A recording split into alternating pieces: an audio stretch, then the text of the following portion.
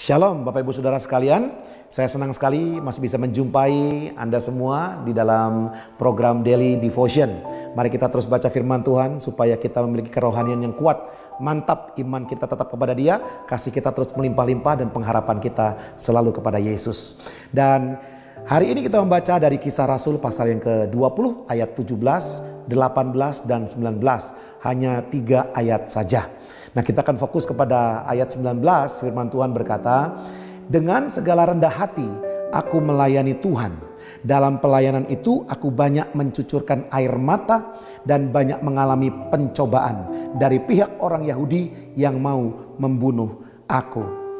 Saya berikan judul renungan kali ini adalah melayani dalam kesulitan.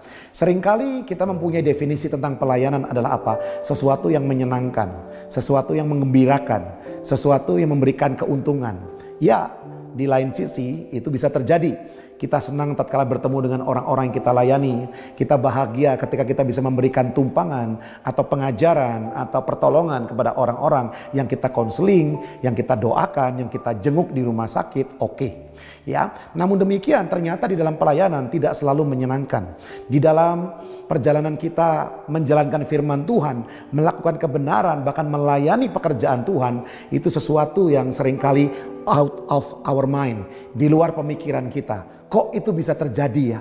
Kok tiba-tiba ada orang yang kita layani senyum-senyum, tiba-tiba di balik kita kok justru mengatakan hal-hal yang kurang baik tentang kita. Bisa juga dalam pelayanan kita memberikan yang terbaik bagi mereka, tiba-tiba tetap aja ada yang salah. Nah, inilah dinamika di dalam pelayanan. Kalau kita tidak mempunyai sebuah mindset yang tepat tentang apa itu melayani, maka akan sulit untuk kita tetap di dalam pelayanan. Nah, firman Tuhan berkata apa? Ada 3 hal penting kalau saya perhatikan di sini ya. Ada 3 kata penting yang saya dapatkan dari satu ayat ini. Yaitu yang pertama, melayani Tuhan itu perlu dengan rendah hati. Rendah hati itu artinya apa? Ya tidak sombong. Rendah hati meyakini bahwa semua karena Tuhan. Kekuatan itu datangnya dari Tuhan, bukan dari kemampuan manusia. Sehingga jika Bapak Ibu Saudara sekalian mau tetap kuat di dalam pelayanan, maka perlu kita memiliki kerendah hatian yang percaya bahwa Tuhan yang menyanggupkan, Tuhan yang memampukan, bukan saya yang mampu, bukan saya yang sanggup. Nah, yang kedua di situ pasti akan ada penderitaan. Firman Tuhan berkata mencucurkan air mata. Nah, ketika kita melayani, kita menderita, itu sesuatu yang wajar, sesuatu yang normal. Kita bisa berkorban lebih. Kita bisa menangis tatkala kita berdoa. Kita bisa menangis tatkala mendoakan seseorang. Bahkan ketika kita melayani, lalu kemudian yang dilayani tidak menghargai, kadang-kadang hati kita juga menangis. Tetapi perhatikan baik-baik, pastikan bahwa kita menyadari itu adalah bagian di dalam pelayanan. Dan ketika apa yang Anda lakukan ternyata tidak dihargai oleh orang-orang di luar sana, itu juga sebuah pelayanan. Maka yang ketiga, bukan hanya kerendahan hati, bukan hanya kita akan bertemu dengan penderitaan, tapi ada juga pencobaan ya. Pencobaan dari pihak-pihak orang terdekat dengan kita, pencobaan dari keluarga, pencobaan dari orang-orang di luar kita. Nah, inilah di dalam pelayanan itu tidak pernah mulus jalannya. Ada saja tantangan, ada saja pencobaan, ada saja hal-hal sulit yang kita lewati. Tetapi kita belajar dari Paulus.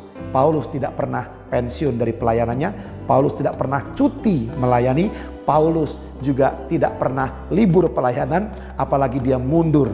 Tetapi dia tetap selesai sampai akhirnya. Mari kita teladani sikap Paulus, tetap melayani Tuhan. Walaupun di tengah-tengah kesulitan, ada air mata yang dicucurkan, kita memiliki kerendahan hati walaupun pencobaan senantiasa datang. Mari kita berdoa minta kekuatan daripada Tuhan. Tuhan Yesus, kuatkan kami, bantu kami ya Tuhan dengan roh-Mu yang ada dalam diri kami. Untuk kami terus menyala-nyala dalam kami melayani Tuhan. Dalam kami juga mengasihi jemaat Tuhan. Dalam kami juga menyampaikan kabar kebenaran kepada orang-orang yang belum mengenal Kristus. Di dalam nama Yesus kami berdoa. Haleluya. Amin. Tuhan Yesus memberkati.